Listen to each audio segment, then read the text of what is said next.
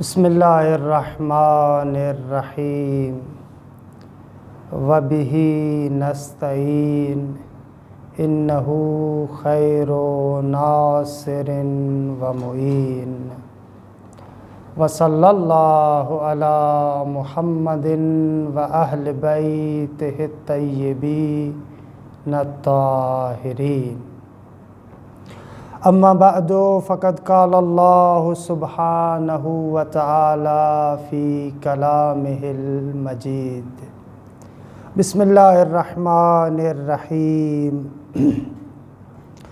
فمن حاجک فیہ من بعد ما جاءک من العلم فقل تعالوا ندعو ابناءنا وابناءکم وَنِسَاءَنَا وَنِسَاءَكُمْ وَأَنفُسَنَا وَأَنفُسَكُمْ ثُمَّ نَبْتَهِلْ فَنَجْعَلْ لَعْنَةَ اللَّهِ عَلَى الْكَاذِبِينَ۔ پروردگار عالم آپ تمام عزیزان کی توفیقات خیر میں اضافہ فرمائے، اور خداوند منان آپ تمام ناظرین کو اس عید مباہلہ کو حقیقی معنی میں سمجھنے اور اس کو صحیح طریقے سے منانے کی توفیق عنایت فرمائے۔ عزیزان محترم، یہ عید مباہلہ ایک ایسی عظیم عید ہے کہ حق بنتا ہے کہ ہم جتنے بھی مسلمان ہیں بالعموم اور جتنے بھی شیعیان حیدر کرار ہیں وہ بالخصوص اس عید کو حقیقی معنی میں ہم لوگوں کو منانا چاہیے۔ واقعاً یہ مباہلہ ایک ایسا عظیم دن تھا کہ جس دن میں اسلام کو ایک عظیم فتح نصیب ہوئی ہے۔ تاریخ اسلام کو اگر انسان اٹھا کر دیکھے، یا بلکہ تاریخ اسلام کے دائرے سے بھی بڑھ کر کلاً عربوں کی تاریخ کو اگر ہم اٹھا کر دیکھیں تو جب بھی کسی دشمن، کسی خصم، کسی مخالف کے ساتھ مقابلہ کیا جاتا تھا تو مقابلہ دو طریقوں سے ہوتا تھا۔ یا دشمن کے ساتھ مقابلہ فکری طریقے سے ہوتا تھا، علمی طریقے سے ہوتا تھا۔ آپ کے سامنے ایک دشمن آتا ہے، آپ کا مخالف آتا ہے، آپ کے نظریات کو قبول نہیں کرتا، آپ اس کے ساتھ ایک مرتبہ عالمانہ طریقے سے گفتگو کرتے ہیں، استدلالی طریقے سے گفتگو کرتے ہیں۔ آپ چاہتے ہیں کہ آپ اپنے موقف کو، آپ اپنے نظریے کو، آپ اپنے عقیدے کو منطقی اور استدلالی طریقے سے مخالف کے سامنے ثابت کریں۔ ایک طریقہ کار دشمن کے ساتھ مقابلے کا یہ ہے۔ دوسرا طریقہ کار جو دشمن کے ساتھ آپ مقابلہ کرتے ہیں وہ طریقہ یہ ہے کہ دشمن آپ کی بات کو قبول نہیں کرتا اور آپ کی بات کو علمی طریقے سے مقابلہ کرنے کی وہ طاقت نہیں رکھتا۔ آپ چاہتے ہیں منطقی طریقے سے، استدلالی طریقے سے، گفتگو کے ذریعے سے، دلائل کے ذریعے سے اپنے نظریے کو بیان کریں، لیکن دشمن آپ کی بات کو سننے کے لیے تیار نہیں ہے، یا اگر سنتا بھی ہے تو اس کو ماننے کے لیے تیار نہیں ہے۔ ایسے میں دشمن آپ کے سامنے مسلح ہو کر آتا ہے۔ تو دوسرا طریقہ کار دشمن کے ساتھ مقابلے کا یہ ہے کہ اگر وہ آپ کے ساتھ لڑنا چاہتا ہے، مسلحانہ طریقے سے آپ کے ساتھ لڑنا چاہتا ہے، تو آپ بھی اپنے نظریے کے اعتبار سے، اپنے عقیدے کے اعتبار سے اس دشمن کے ساتھ مقابلہ کرتے ہیں۔ اور یہ تقریباً جتنی بھی اقوام ہیں، جتنی بھی ملتیں ہیں، ان کے اندر معمولاً یہ دو طریقے رائج ہیں۔ یا وہ اپنے نظریات کا دفاع عالمانہ طریقے سے کرتے ہیں، یا اپنے دشمن کے ساتھ مقابلہ مسلحانہ طریقے سے کرتے ہیں۔ خوب تاریخ اسلام کو اٹھا کر دیکھیں، یہ دونوں طریقے تھے۔ پیغمبر اسلام پہلے دشمنوں کے سامنے، مخالفین کے سامنے اپنے نظریات کو بیان کرتے ہیں، اپنے اعتقادات کو بیان کرتے ہیں، جو پیغام لے کر آئیں اس کو منطقی طریقے سے بیان کرتے ہیں۔ جب دشمن نے دیکھا کہ اسلام کی منطق کے مقابلے میں اس کی منطق بالکل کمزور ہے، اس کے پاس دلیل نہیں ہے، اس کے پاس استدلال نہیں ہے، تو ایسے میں دشمن آتا ہے اور مسلحانہ طریقے سے لڑنا شروع کرتا ہے۔ تو پیغمبر اسلام مسلحانہ طریقے سے دشمن کا مقابلہ کرتے ہیں۔ اسلامی جنگیں جتنی بھی ہیں وہ اسی طریقے سے ہے کہ دشمن آتا ہے آپ کے ساتھ لڑنے کے لیے اور پیغمبر اسلام صلی اللہ علیہ وآلہ وسلم مقابلہ کرتے ہیں۔ یہ دو طریقے جو تمام ملتوں میں رائج ہیں، لیکن دشمن کے ساتھ ایک تیسرے طریقے سے بھی مقابلہ کیا جا سکتا ہے، اور یہ عربوں کی تاریخ میں بے نظیر بات ہے۔ یعنی اس وقت تک عربستان میں، یا وہ جو پورا خطہ تھا عربوں کا، ان لوگوں نے دشمن کے ساتھ اس طریقے سے مقابلے کو اس وقت تک نہیں دیکھا تھا۔ یہ دشمن کے ساتھ مقابلے کا ایک نیا طریقہ، دشمن کے ساتھ مقابلے کرنے کا ایک خوبصورت ایسا طریقہ کہ جس میں دشمن آپ کے استدلالات کا جواب نہیں دے پاتا، وہاں پر ہار جاتا ہے، لیکن آپ جنگ کی طرف بھی نہیں جاتے بلکہ ایک تیسرے راستے کو اپناتے ہیں۔ یہ پیغمبر اسلام نے، یہ قرآن نے، یہ اسلام نے ایک نیا طریقہ متعارف کروایا۔ یہ مباہلہ، یہ عید مباہلہ جو ہم عرض کر رہے ہیں، اس عید مباہلہ کا تعلق اس تیسرے طریقے کے ساتھ ہے کہ یہاں پر قرآن مجید، جیسے کہ سورہ آل عمران کی 60 نمبر آیت سے آپ دیکھیں، 60 نمبر آیت ہے، اس کے بعد 61 نمبر آیت ہے۔ ان آیات میں دیکھیں کہ دشمن کے ساتھ پہلے مرحلے میں مقابلہ کیا جاتا ہے کس طریقے سے کہ دشمن کو جواب دیا جاتا ہے، استدلال کیا جاتا ہے، منطق کے ذریعے سے، استدلال کے ذریعے سے اس کے ساتھ گفتگو کی جاتی ہے۔ لیکن دشمن جب وہاں پر ناکام ہو جاتا ہے، اس کے بعد کہنے کو کوئی بات نہیں رہتی، ہر لحاظ سے اس کو لاجواب کر دیا جاتا ہے۔ تو اب اس صورت کے بعد بھی جب دشمن بات نہیں مانتا تو قرآن یہاں پر ایک نیا طریقہ متعارف کروا رہا ہے، پیغمبر اسلام یہاں پر ایک نیا طریقہ متعارف کروا رہا ہے۔ وہ طریقہ ہے مباہلے کا، کہ مباہلے کا طریقہ کیا ہے، انشاءاللہ اس کی ابھی ہم وضاحت کریں گے، کہ جس میں ہم لوگ مسلحانہ طریقے سے نہیں لڑتے۔ دشمن آپ کے ساتھ آتا ہے، مخالف آپ کے سامنے آتا ہے، آپ گفتگو کے ذریعے سے، استدلال کے ذریعے سے اس کو لاجواب کر دیتے ہیں، لیکن سامنے والا ہٹ درم ہے، آپ کی بات کو نہیں مانتا، آپ کی بات کو تسلیم نہیں کرتا۔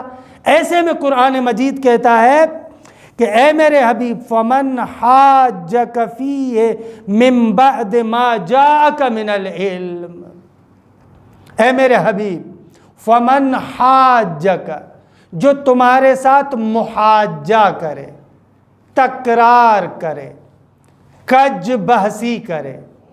آپ نے استدلال کے ذریعے سے تو اس کو خاموش کر دیا، لیکن استدلال کو وہ نہیں مانتا، دلیل میں لاجواب ہونے کے بعد بھی وہ سرینڈر اور تسلیم نہیں ہو رہا۔ قرآن کہتا ہے فمن حاجک فیہ، فیہ یا حق کی طرف ضمیر جائے گی یا اسی حضرت عیسیٰ کی طرف، کہ حضرت عیسیٰ علی نبینا وآلہ السلام کا تذکرہ ہے۔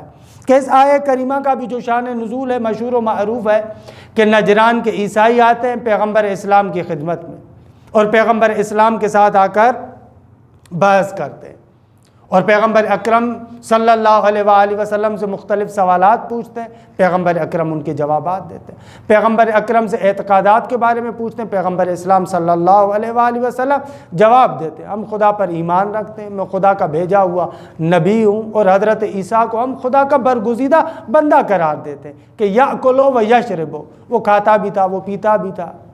تو وہ لوگ کہتے ہیں کہ نہ، حضرت عیسیٰ کیسے خدا کا برگزیدہ بندہ ہو سکتا ہے؟ اگر وہ عبد ہے، اگر وہ بندہ ہے، تو اس صورت میں پھر حضرت عیسیٰ کے والد کا کیا نام ہے؟ قرآن مجید انہی آیات کے اندر ان کو جواب دیتا ہے کہ نہ، یہ تو دلیل نہیں ہے۔ اگر حضرت عیسیٰ کے والد نہیں ہے تو اس کا مقصد یہ تھوڑی ہے کہ وہ خدا ہے، اس کا مقصد یہ تھوڑی ہے کہ وہ خدا کا بیٹا ہے۔ اگر ظاہری طور پر والد کے نہ ہونے کی وجہ سے ایک بندہ خدا کا بیٹا بن جاتا ہے تو پھر اس صورت میں آپ ہمیں بتائیں حضرت آدم کے بارے میں کیا کہیں گے؟ کہ یہ اس علمی طریقے سے ان کو لاجواب قرار دیا جا رہا ہے۔ بھائی آپ لوگ جو کہہ رہے ہیں حضرت عیسیٰ کے والد نہیں ہے لہٰذا وہ ابن اللہ ہے، اللہ کا بیٹا ہے، تو حضرت آدم کا تو نہ والد تھا نہ والدہ تھی، پھر حضرت آدم کے بارے میں کیا کہیں گے؟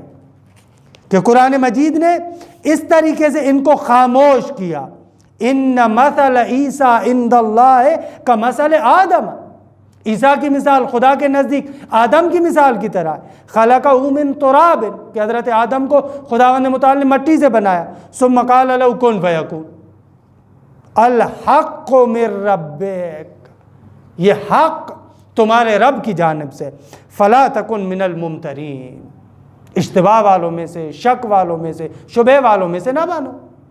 یہاں پر لاجواب ہو جاتے ہیں، لیکن اس کے باوجود بھی بات کو نہیں مانتے وہ لوگ۔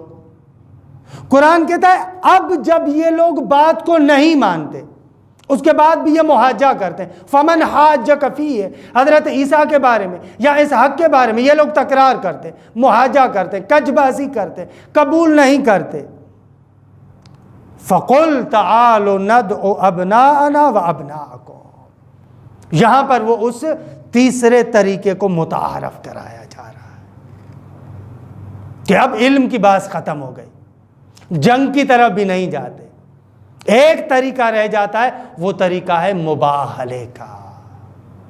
یہ طریقہ اسلام نے متعارف کروایا، قرآن نے متعارف کروایا، پیغمبر اسلام نے متعارف کروایا۔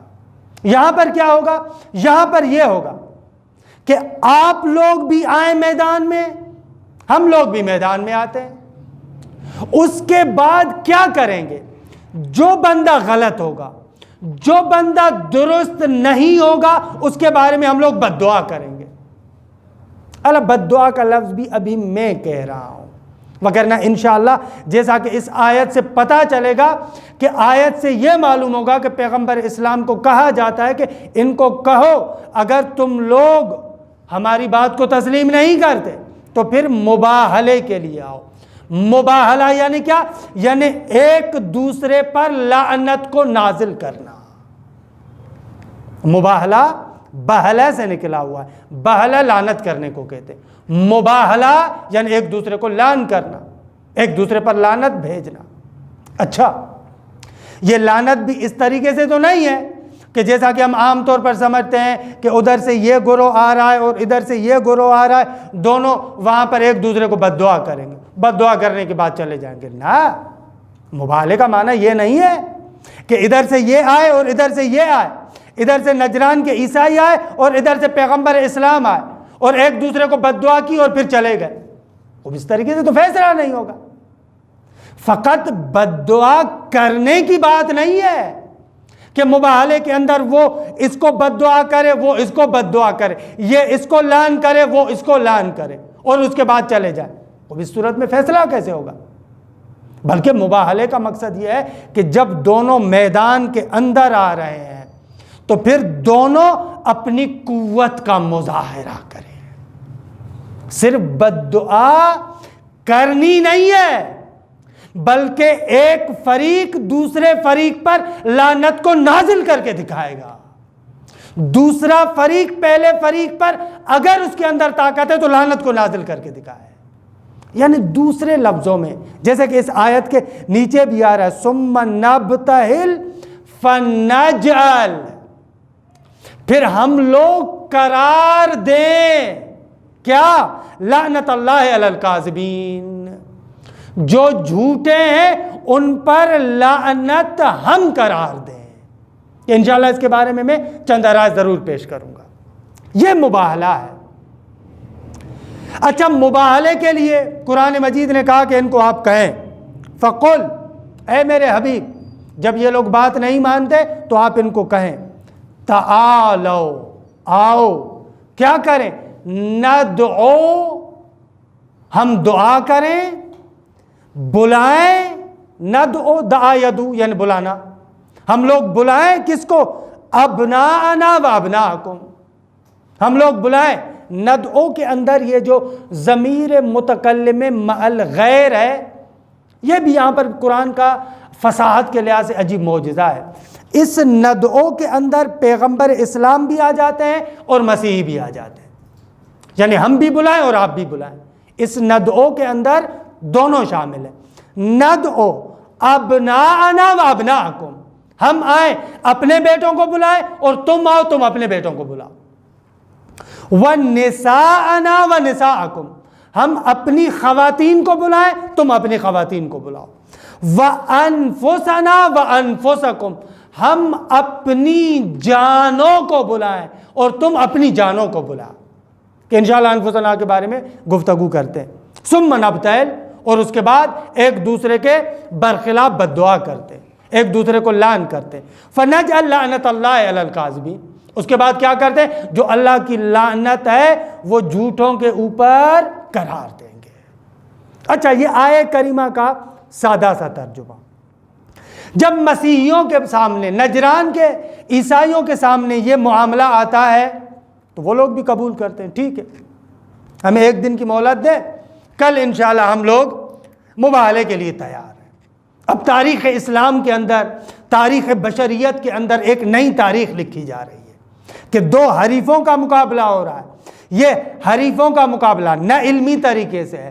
نہ حریفوں کا مقابلہ مسلحانہ ہے یہ عجیب مقابلہ ہے کہ دونوں حریف آ رہے ہیں دونوں ایک دوسرے کو برباد کریں گے لیکن روحانی طاقت کے ذریعے سے ایک دوسرے کو ملعون قرار دیں گے لیکن اپنی قدسی طاقت کے ذریعے سے یہ نجران کے عیسائی مہلت لے کر آتے ہیں جب یہ آپس میں بیٹھتے ہیں مشورہ کرتے ہیں کہ کیا کریں کل جو مباہلہ ہوگا کل ہم آیا واقعاً پیغمبر کے ساتھ مباہلہ کریں یا نہ کریں ان کے ساتھ مقابلہ کریں یا نہ کریں خوب یہاں پر ان میں سے جو چالاک انسان تھا جو ان کا سردار ہے وہ کہتا ہے کہ دیکھو دو صورتیں کل جو پیغمبر اسلام آ رہے ہیں تو آپ دیکھیں کس طریقے سے آ رہے ہیں اگر وہ اپنے جاہو حشم کے ساتھ آ رہا ہے اپنے ساتھیوں کو لے کر آ رہا ہے بڑے ظاہری ٹھاٹ باٹ کے ساتھ آ رہا ہے شان و شوکت ظاہری شان و شوکت کے ساتھ آ رہا ہے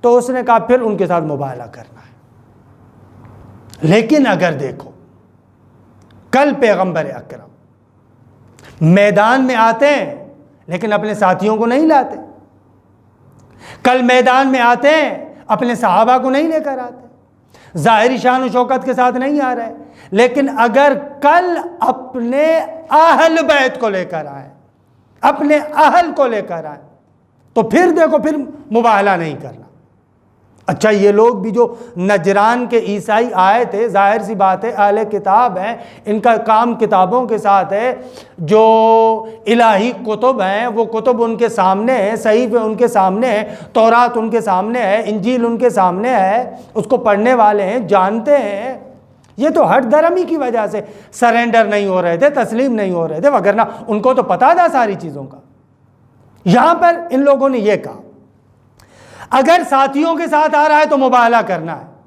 اگر اپنے اہل کے ساتھ آ رہے ہیں تو پھر مباہلہ نہیں کرنا اچھا یہاں پر میں بریکٹ میں دو باتیں عرض کرنا چاہوں گا ایک بات تو یہ ہے کہ یہ لوگ بھی سمجھ رہے تھے کہ پیغمبر اکرم کی حقانیت اس صورت میں ہے جب اس میدان کے اندر اپنے اہل و عیال کو لے کر آئے اپنے اہل بیت کو لے کر آئے یہ میدان ایسا ہے اگر اس میدان کے اندر وہ اپنے اہل بیت کو لے کر آ رہا ہے پھر تو سمجھیں کہ یہ سچا ہے یہ صادق ہے اس کے ساتھ ہم لوگوں نے مباہلہ نہیں کرنا لیکن اگر اپنے ساتھیوں کو لے کر آ رہا ہے تو پھر اس صورت میں اس کی نبوت ہم پر ثابت نہیں ہوتی پھر ہم بھی مباہلہ کریں گے ایک یہ نقطہ دوسرا نقطہ جو یہاں پر سمجھنے والا ہے وہ نقطہ یہ ہے کہ دیکھیں کہ یہ جو نجران کے عیسائی ہیں یہ لوگ جاہل لوگ تو نہیں ہیں،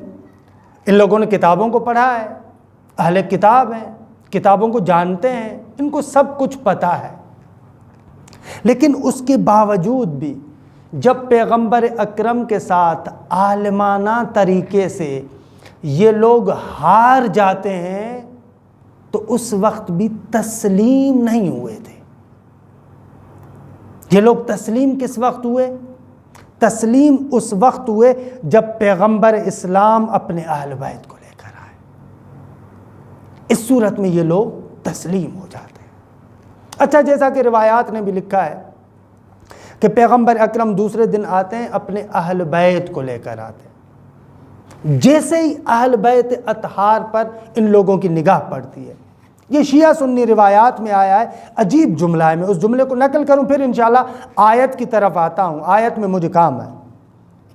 وہاں پر ان میں سے جو ان کا اسقف ہے، جو پادری ہے ان کا، وہ کہتا ہے کہ یا معشر النصارى، اے عیسائیوں، جب پیغمبر اکرم اہل بیت اطہار کو لے کر آئے، کہ انشاءاللہ اس کے بارے میں گفتگو کرتے ہیں کہ پیغمبر فقط اہل بیت کو کیوں لے کر آئے، انشاءاللہ گفتگو کرتے ہیں، لیکن جب اہل بیت کو لے کر آئے تو وہاں پر یہ اسقف نجران کہتا ہے یا معشر النصارى، اے عیسائیوں، انی لارا وجوہا، میں ایسے چہرے دیکھ رہا ہوں، انی لارا وجوہا، میں ایسے چہرے دیکھ رہا ہوں، یہ نہیں کہا انی لارا وجہن، میں ایسا چہرہ دیکھ رہا ہوں، نہ، جب یہ پنجتن پاک اس میدان کے طرف آ رہے ہیں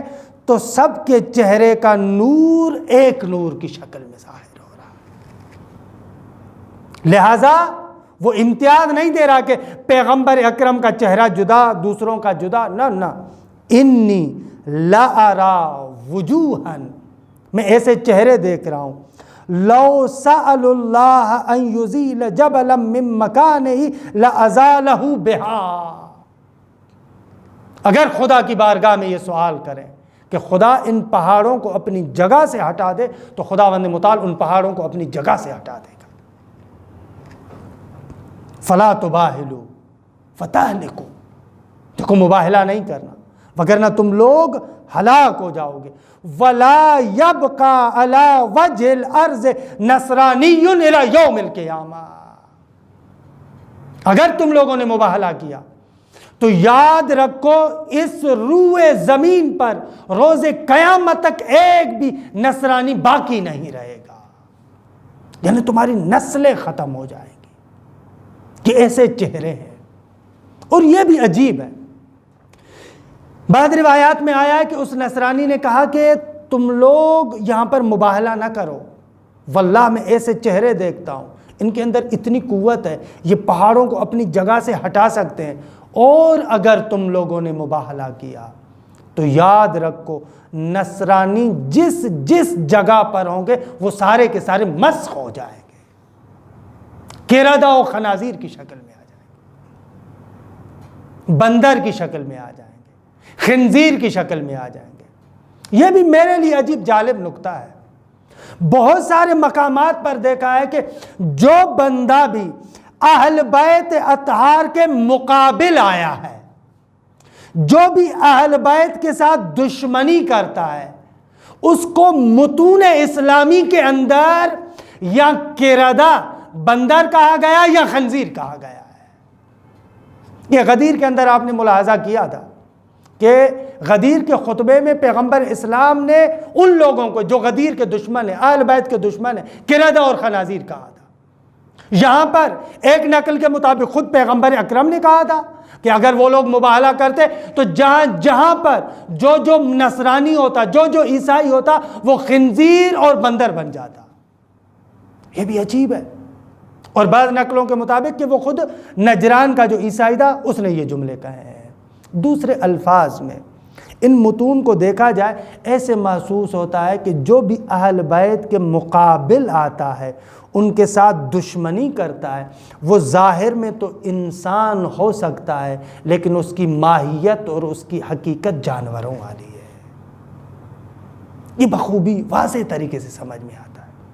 مسخ فقط نہیں ہوا، جیسا کہ میں نے پہلے بھی عرض کیا تھا، فقط پیغمبر اسلام کی وجہ سے، وگرنہ جو بھی دشمن اہل بیت ہے اس کی حقیقت یہی ہے۔ بہرحال یہ یہاں پر مبالغہ نہیں کرتے۔ اچھا، یہ آیہ کریمہ، اس کے اندر تمام شیعہ سنی مفسرین نے، اکثریت نے یہی لکھا ہے کہ پیغمبر اکرم مباہلے کے لیے پنجتن پاک کو لے کر گئے، امیر المومنین کو لے کر گئے، جناب سیدہ کو لے کر گئے، حسنین کریمین کو لے کر جاتے ہیں، یہ مباہلے کے اندر آتے ہیں۔ معمولاً یہاں پر سوال بھی کرتے ہیں کہ پیغمبر اسلام نے آخر ان کا انتخاب کیوں کیا؟ اور بھی ہو سکتے تھے، اپنے صحابہ کو لے کر جا سکتے تھے، حتیٰ جو آپ کے دوسرے ابن عم تھے ان کو بھی لے کر جا سکتے تھے، لیکن رسول اللہ آخر انتخاب فقط امیر المؤمنین جناب سیدہ امام حسن اور امام حسین کا کیوں کرتے ہیں؟ یہاں پر بہت ساری باتیں کہی جا سکتی ہیں اور عام طور پر کہی جاتی ہیں، لیکن قرآن مجید پر اگر آپ توجہ کریں، اسی آیت پر اگر آپ توجہ کریں تو آپ کو سر اور راز معلوم ہوگا کہ پیغمبر اکرم نے ان کا انتخاب کیوں کیا، دوسروں کو کیوں نہیں لے کر گئے۔ اس آیہ کریمہ کے اندر جو آخری لفظ ہے فَنَجْعَلْ لَعْنَةَ اللَّهِ عَلَى الْكَاذِبِينَ، اس کاذبین سے مراد تمام جھوٹے نہیں ہیں، یہاں پر جو الکاذبین ہے اس کے اندر جو الف لام ہے، یہ الف لام استغراق نہیں ہے۔ یہاں پر آیت میں یہ مقصود نہیں ہے کہ جو بھی جھوٹا ہے اس پر لعن کرنی ہے، نہ، اور نہ ہی یہاں پر جو الف لام ہے یہ الف لام جنس ہے، جن سے کاذبین اور جھوٹوں پر لعنت کرنا مقصود نہیں ہے، بلکہ یہاں پر یہ جو الکاذبین میں الف لام ہے یہ الف لام عہد ہے۔ مراد کیا ہے؟ مراد یہ ہے کہ جب دو طرف ہیں، ایک طرف سے پیغمبر اسلام ہے، ایک طرف سے یہ عیسائی ہیں، ایک ان کا دعویٰ ہے، ایک رسول اللہ کا دعویٰ ہے۔ اب یہاں پر آیہ کریمہ جو کہہ رہی ہے کہ ان دو طرفوں کے درمیان جو مباہلہ ہو رہا ہے، اب ان دونوں طرفوں میں سے جو طرف جھوٹا ہوگا اس پر اللہ کی لعنت کو نازل کرنا ہے۔ الکاذبین میں الف لام عہد ہے، اور اشارہ ہے کہ یہ جو دو طرف آپس میں مباہلہ کر رہے ہیں، جن کا مقابلہ ہے آپس میں، ان دونوں طرفوں میں سے جو بھی طرف جھوٹا ہوگا، الکاذبین کا لفظ ایسا ہے جو جمع کا لفظ ہے، اور یہ جمع کا لفظ بیان کرتا ہے کہ دو طرف ہیں، ایک گروہ اس طرف ہے جو ایک دعویٰ بیان کرتا ہے، دوسرا گروہ اس طرف ہے جو ایک دعویٰ بیان کر رہا ہے، اور دونوں گروہ کی شکل میں ہے۔ ایسے نہیں ہے کہ ایک طرف سے نجران کا ایک گروہ تھا جن کا دعویٰ تھا اور دوسری طرف سے فقط پیغمبر کا دعویٰ تھا۔ توجہ کیجئے گا، یہ نہایت دقیق اور لطیف نکتہ ہے۔ طرف دعویٰ، جب بھی کوئی جھگڑا ہوتا ہے تو وہاں پر دو طرف ہوتے ہیں نا آپس میں جو دعویٰ کرتے ہیں، ایک یہ طرف ایک یہ طرف۔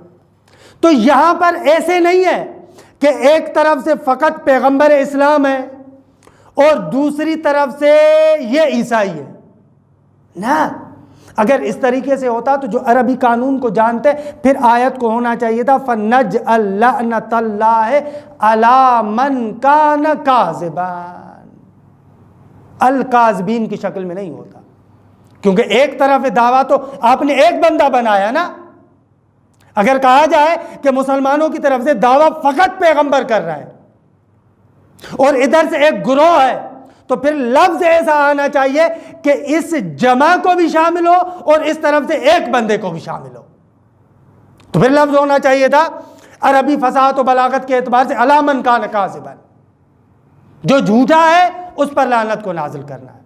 یہ علی من کان کاذبا کا لفظ نہیں ہے، بلکہ لعنت اللہ علی الکاذبین، یہ جمع کا لفظ بیان کر رہا ہے کہ اس طرف سے بھی ایک گروہ کا دعویٰ ہے اور دوسری طرف سے بھی ایک اور دوسرے گروہ کا دعویٰ ہے۔ یعنی یہ عرض کرنا چاہ رہا ہوں کہ یہاں پر جو مباہلہ ہو رہا ہے، یہاں پر جو دعویٰ ہو رہا ہے، یہاں پر جو مقابلہ ہو رہا ہے، ایسے نہیں ہے کہ ایک طرف سے فقط پیغمبر ہے اور دوسری طرف سے یہ لوگ ہیں، نہ، پیغمبر کی طرف بھی ایک گروہ ہے اور ان کی طرف بھی ایک گروہ ہے، دونوں طرف گروہ ہے۔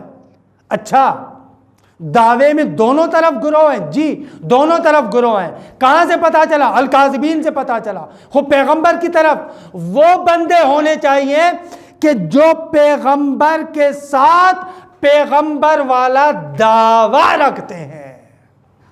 دوسرے لفظوں میں اگر ان اصطلاحات کے قالب سے ہٹ کر سادہ طریقے سے بات کروں تو یہ کہنا چاہ رہا ہوں کہ اس میدان میں وہ بندہ جا سکتا ہے کہ جس کا دعویٰ وہی دعویٰ ہو جو پیغمبر کا دعویٰ ہے۔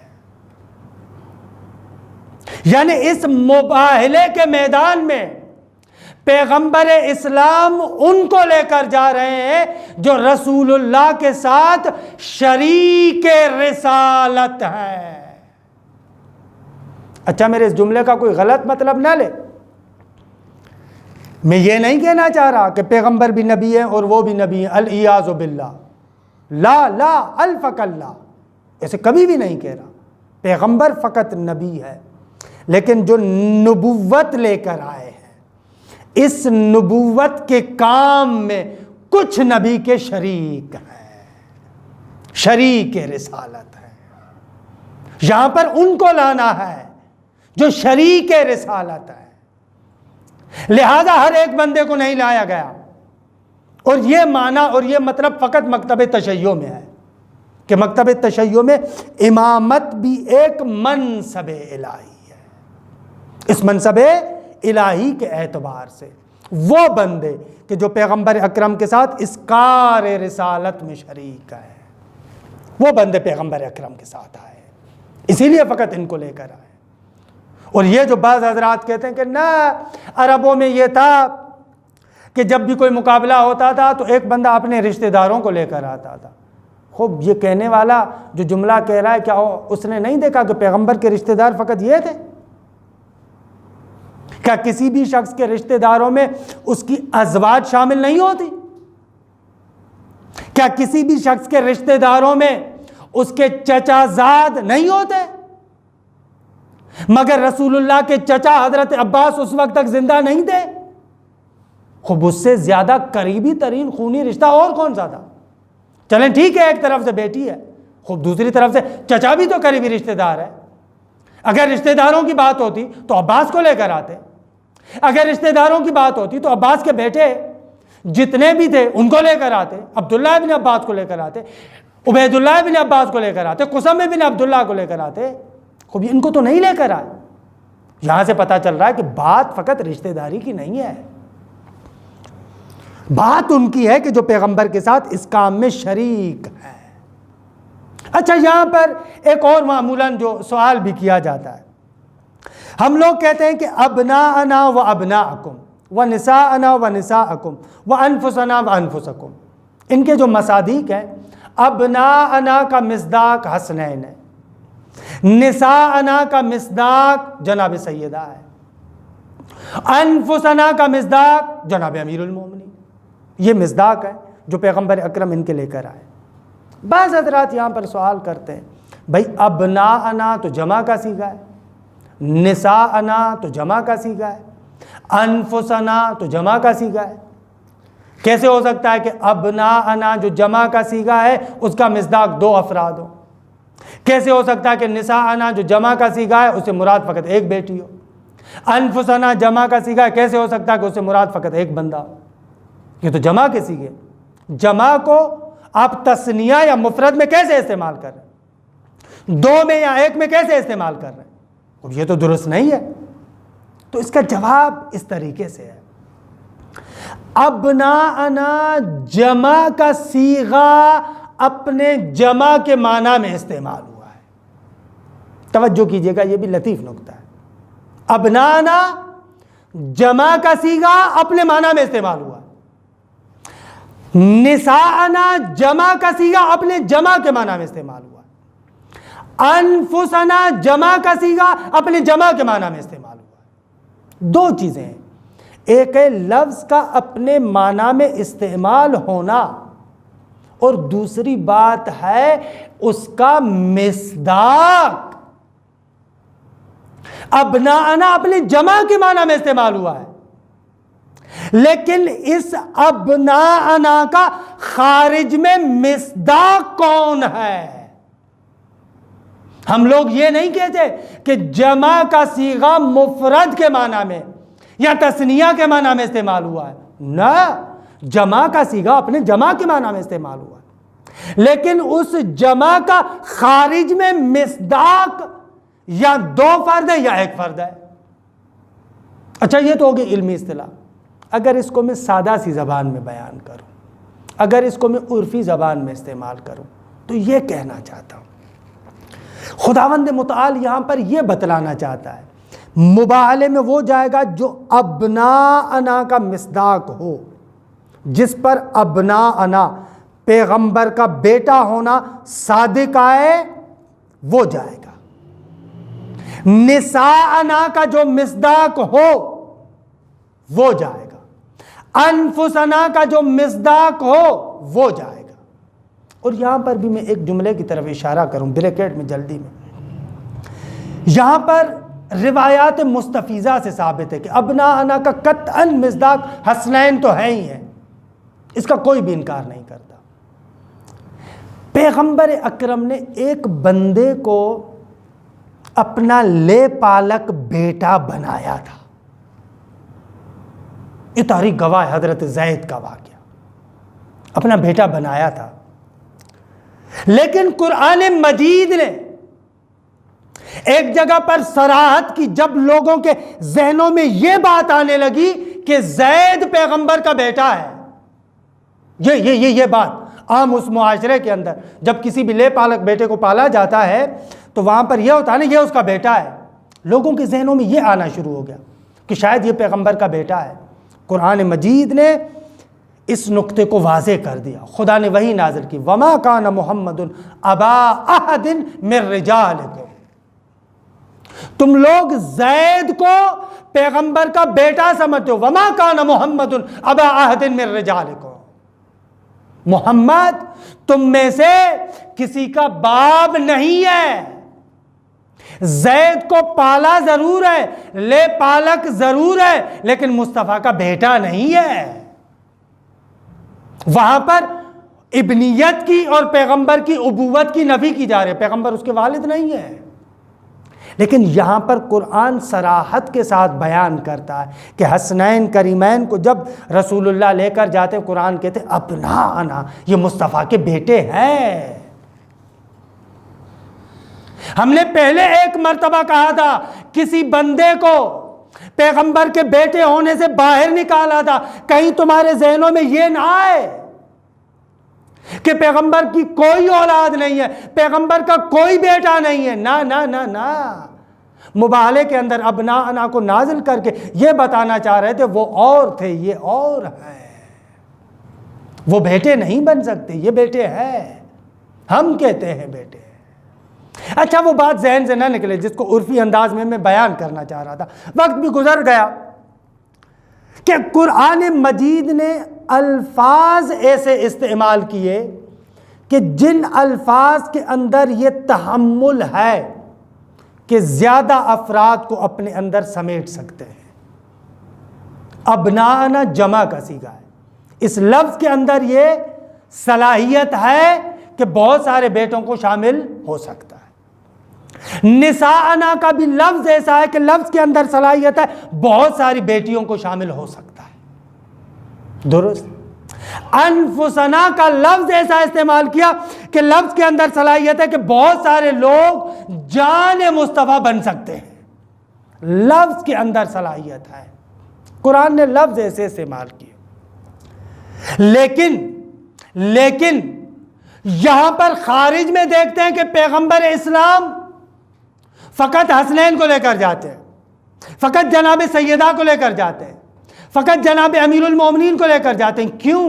اس لیے کہ پیغمبر اکرم بتانا یہ چاہتے ہیں کہ خدا کی جانب سے لفظ ایسا آیا، ابناءنا، جس لفظ کے اندر وسعت تھی، نساءنا، لفظ ایسا آیا جس لفظ کے اندر وسعت تھی، وانفسنا، لفظ ایسا آیا جس لفظ کے اندر وسعت تھی، لیکن کیا کرے، خارج میں حسنین کے علاوہ کسی کے اندر صلاحیت نہ تھی کہ وہ مصطفیٰ کا بیٹا بن سکے، زہرا کے علاوہ کسی کے اندر صلاحیت نہ تھی کہ وہ رسول اللہ کے لیے نساءنا کی منزلت پر آ سکے، اور علی کے علاوہ کسی کے اندر یہ صلاحیت نہ تھی کہ وہ انفسنا کا مصداق بن سکے۔ یعنی دوسرے لفظوں میں اگر شروع سے لفظ کو محدود کر دیا جاتا تو شاید بعد میں آنے والا کوئی بندہ یہ کہہ سکتا تھا بھئی پیغمبر اکرم صرف ان کو اس لیے لے کر گئے، خدا نے فقط 2 کا تذکرہ کیا تھا لہذا 2 کو لے کر گئے، خدا نے فقط 1 بیٹی کا تذکرہ کیا تھا لہذا 1 بیٹی کو لے کر گئے، خدا نے فقط 1 نفس کی بات کی تھی لہذا فقط علی کو لے کر گئے۔ خدا نے الفاظ ایسے نازل کیے کہ الفاظ میں تو گنجائش ہے لیکن خارج میں ان کے علاوہ کسی کے اندر صلاحیت نہیں ہے۔ اچھا، وقت بھی گزر گیا، یہاں پر میں کچھ باتیں عرض کرنا چاہ رہا تھا لیکن بہرحال ان باتوں کو چھوڑ رہا ہوں، فقط ایک روایت کے جس کے بارے میں ضروری سمجھتا ہوں کہ حتماً اس روایت کو ذکر کروں۔ چھوٹی سی روایت ہے، امام رضا علیہ السلام سے یہ روایت ہے کہ ایک مرتبہ خود مامون امام رضا علیہ السلام سے اس آیہ کریمہ کے بارے میں کچھ پوچھنا چاہتے ہیں کہ بہت ہی خوبصورت روایت ہے اور اسرار آمیز ترین روایت ہے، بہت ہی خوبصورت روایت ہے۔ روایت میں کہ ایک مرتبہ مامون کہتے ہیں امام رضا علیہ السلام سے کہ مد دلیل علی خلافت جدک علی بن ابی طالب، آپ کے جد بزرگوار علی ابن ابی طالب کی خلافت پر کیا دلیل ہے؟ قال آیت انفسنا،